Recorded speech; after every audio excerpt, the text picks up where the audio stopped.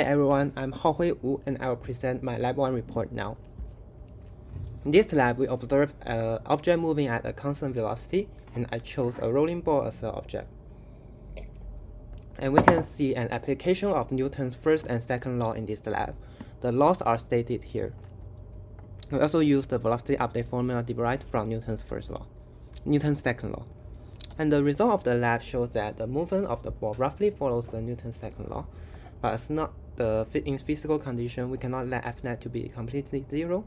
The velocity is changing, and which reflects the Newton's second law.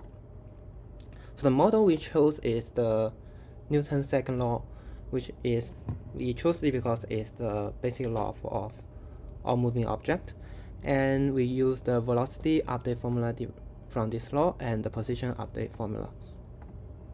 And another reason why we chose this computation model is that when f net equals to 0, this term becomes 0, and we have this equation, which actually is the Newton's first law, saying we are moving at a constant velocity. So the initial state of this lab setup, the mass of the ball is around 200 grams, and the velocity of the ball is 0.244 meters per second, which is calculated in this way. I calculate the velocity for some 3 segments at the start and take the average of it. In this case, we can minimize the calculation and measurement errors and get an accurate constant velocity. We have the initial position here. As for the code, we just input our initial quantities here and set the delta t to be time duration of 1 video frame, and we let f net to be 0, so the ball move at a constant velocity according to Newton's first law, and we implement the velocity update formula and position update formula as our computational model. Running this program, it will predict a straight position versus time graph for us. And for observation, how we use tracker is that we actually put a meter stick on below our ball so that we can get a very accurate calibration, as this is just our 1 meter calibration.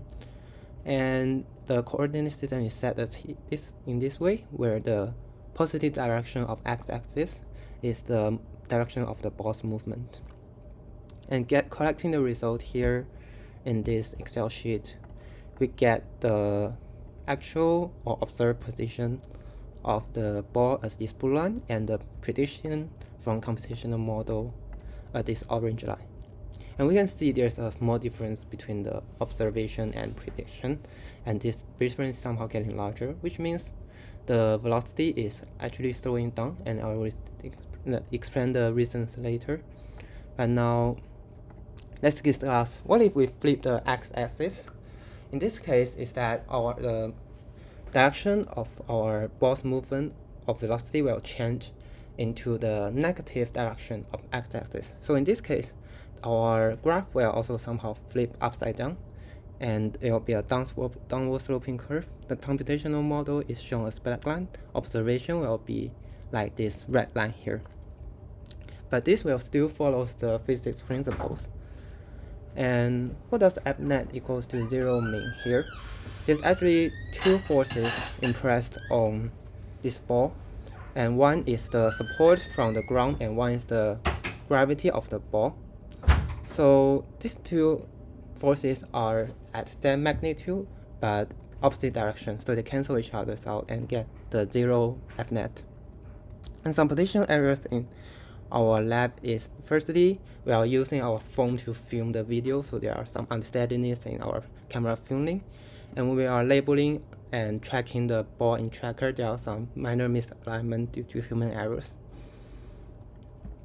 So in conclusion, and how we explain the result of this lab is that the ball rolling at a constantly roughly follows Newton's first law, since the net force impressed there is roughly 0, and but actually there's a minor friction between the ball and the ground, and the net force is actually non-zero.